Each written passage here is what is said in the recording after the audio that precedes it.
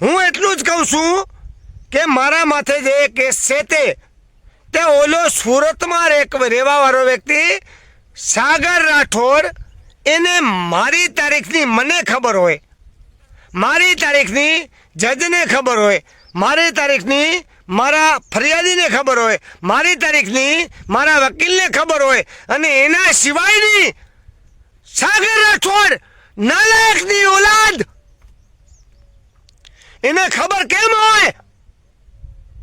આ શુદ્ધ ભારત સરકાર ભ્રષ્ટાચાર, માદરચોદ, પોસડા ચોદીની કોકની ઇજ્જતના કાકરા કરવા માટે મારો કેસની ખબર કેમ?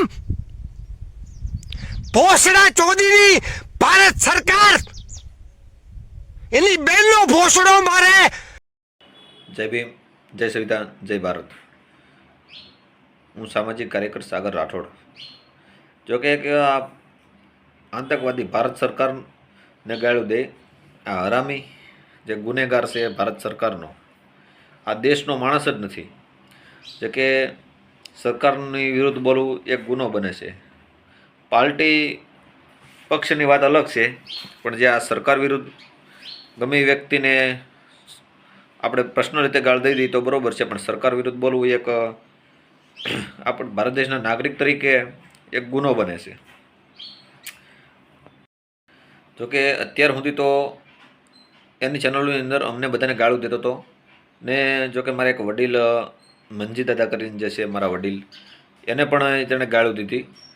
જોકે મેં તેનો વોરંટનું જાહેર કરેલું કે તારો વોરંટ નીકળ્યો છે તો હાજર થઈ જાય છે, તો એમાં સરકારને ગાળું દેવી અને જજને પણ ગાળું દીધી. એટલે આ કેટલી કઈ રીતનો માણસ, એમ કઈ કક્ષાનો માણસ, તે જજને ગાળું દેવી એક ગુનો, ગંભીર ગુનો બને. મંજી દાદા જે છે અમારા જે સમાજના વડીલ છે, દલિત સમાજના, જે પોતે બિલ્ડર છે, અને તેને ન હોય તેવી ગાળું દેવી, લુખા વગેરે એવું અપમાનિત શબ્દ બોલવા. અને આજે એક હરામી જે નાગદાન, એ એમ કે બાબા સાહેબની ગાળું દીધી. એરા હરામી, તમે ખાલી વાતો કરો કે તમે બાબા સાહેબની ગાળું દીધી, તમે અપમાન કર્યું, પણ ગાળું તો તું જ દેશો ને અપમાન તું કરશો ને તારી માથે એફઆઈઆર છે. અને આ એક કેસ પાછો પાડવા અને મંજી દાદાનું મનોબળ ને સમાજનું મનોબળ તોડવા માટે. જોકે આવા નાલાયકો તો કર્યા કરે બધું, પણ આનાથી કોઈ ફેર ન પડે. જોકે જે અમારા સમાજના આગેવાન હોય છે, જે વડીલો હોય છે, એમની સાથે અમે હોઈએ છીએ, ને સમાજના હિત માટે અમારી પ્રેરણા વધારે હોય છે કે સમાજની અંદર રહેવું અને સમાજનું કાર્ય કરવા અને સારું ઈચ્છવું, એ એક આગેવાન તરીકે અમારી ફરજ બનતી હોય છે. અને હરેક સમાજ અમે શિરોમાન્ય હોય છે, અમારે કોઈ સમાજ સાથે વિરોધ ન હોય. પણ આ એક હરામી જે અમારી ઉપર આરોપ લગાડે, દલિત સમાજના જે આગેવાન છે એની ઉપર આરોપ લગાડે કે તમે પોતે બાબા સાહેબનું અપમાન કરો, પણ તારી પાસે કોઈ પુરાવો, કોઈ સબૂત કાંઈ મળે નહીં, ખોટે ખોટો ઘરની વાતો કર, એ વસ્તુ ન હાલે. એટલે સબૂત વગરની વાત, પુરાવા વગરની વાત બધી ખોટી પડે. એટલે નાલાયક, હવે તું તારી ઉપર તો એક આ જીત્યા નિલેશભાઈ પણ એફઆઈઆર કરાવી છે, હકુ કાઠી પણ હોય એની માથે પણ એફઆઈઆર કરાવી છે. જે ભવો છે, મેલડીમાંનો ભવો, ઝાંઝળ ભવો, તે તેલના ધોબે ને ધોબે ખોબા ને ખોબા પીવે, પણ તારા ડુગલા તમે બધાય છે ને લઈ હાલ્યા સવો. માતાજીના નામે તમે ભૂવા થઈને એ રહેવા જો, રહેવા હવે સુધરી જાઓ. જોકે કોર્ટની વાત કરે તો બારડાને કોર્ટની ખબર નથી પડતી. હજી સુપ્રીમ કોર્ટ સાવરકુંડલામાં, અરે હડેલ તને ખબર પડે, સાવરકુંડલામાં સુપ્રીમ કોર્ટ હોય, તાલુકામાં તાલુકા કોર્ટ હોય, જિલ્લામાં જિલ્લા કોર્ટ હોય, અને અમદાવાદમાં ગુજરાત હાઈકોર્ટ હોય, અને સુપ્રીમ કોર્ટ દિલ્હીમાં હોય. એટલે હડેલા તને ખબર પડે કે સુપ્રીમ કોર્ટ સોંટ્યો છો? હારા હાવ હડેલા ખબર તો પડતી નથી, અને લઈ આવેલો સુપ્રીમ કોર્ટ સાવરકુંડલામાં સુપ્રીમ કોર્ટ. એના સુપ્રીમ કોર્ટ દિલ્હીમાં હોય, સાવરકુંડલામાં ન હોય. હડેલ ખબર ન પડે તો પહેલાં વાંચી લે અને પછી બોલ.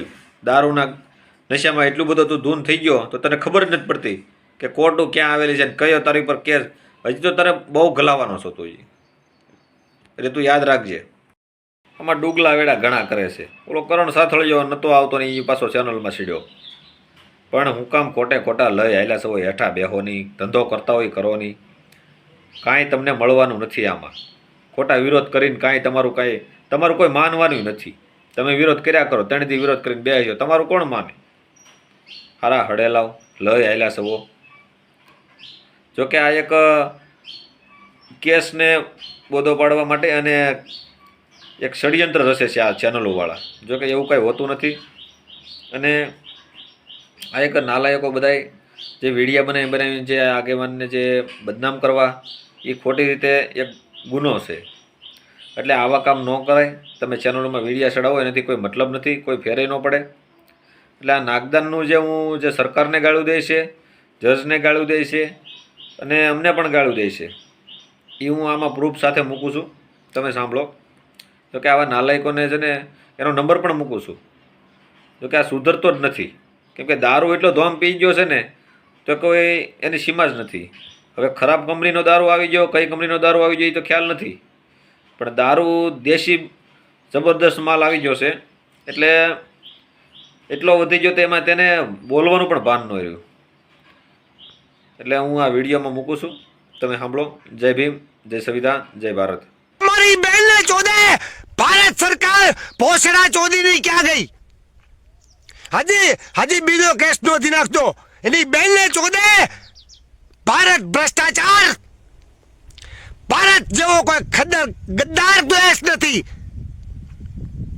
હવે ઓલો સાગર 2 પૈસેનો યુટ્યુબ ચલાવવાનો અને એમ કે નાગદાન માથે વોરંટ નીકળ્યો. કેમ? એક મારો કેસ છે, એક સાવરકુંડલાનો કેસ છે, એક વકીલ જાણે, એક જજ જાણે, એક આરોપી જાણે, એક ફરિયાદી જાણે. અને આરોપી તો રજૂ કરવો, સાબિત કરવું કોર્ટના નિયમ અનુસાર. હજી હું સાબિત નથી જો, અને હું કોઈ ગુનેગાર નથી. જો ગુનાના સાથમાં વિરોધ કર્યો છે, જે મારા સત્યના સાથમાં વિરોધ કર્યો છે, જે મારા ધર્મની રીતે, હું ગૂગલ ઉપરથી બોલ્યો હતો. અને એમાં એવું બોલ્યો હતો કે ગૂગલ ઉપર મેં જોયું છે મંજી કાકા, મંજી લોડો, મંજી ભોસે, એની બેનને ચોદે. જો હું ગૂગલ ઉપરથી બોલ્યો, મને કવર કરતી હોય, તમારી માને ચોદે, સરકારની માને ચોદે, ગૂગલમાં છે, તમારી માને ચોદે, ગૂગલની માને ચોદે. ગૂગલમાં ગોતો ભોસડીના. ગૂગલને કેમ ખબર નથી કરતા?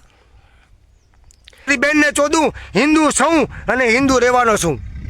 જય ભારત, જય હિન્દ, વંદે માતરમ, જય ગૌ માતા, જય ભારત માતા.